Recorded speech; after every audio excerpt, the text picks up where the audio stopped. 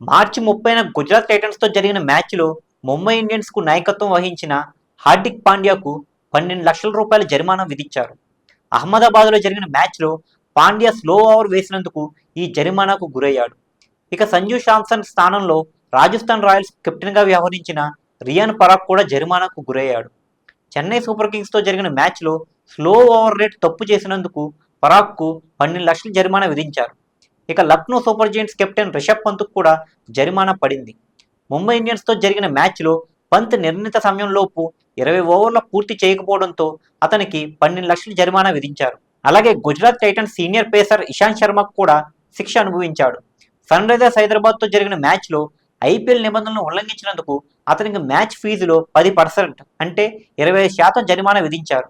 ఇక Lucknow super giants యువ spinner Digvesh రాథీకి ఇప్పటికే 2 సార్లు జరిమానా పడింది. పంజాబ్ కింగ్స్తో జరిగిన మ్యాచ్లో ప్రియాన్ షారియను అవుట్ చేసిన తర్వాత నోట్బుక్ వేడుక చేసుకున్నాడు. దీంతో దిగ్వేష్కు మ్యాచ్ ఫీజులో 25% జరిమానా విధించారు. అలాగే ఒక డీమెరిట్ పాయింట్ ఇచ్చారు.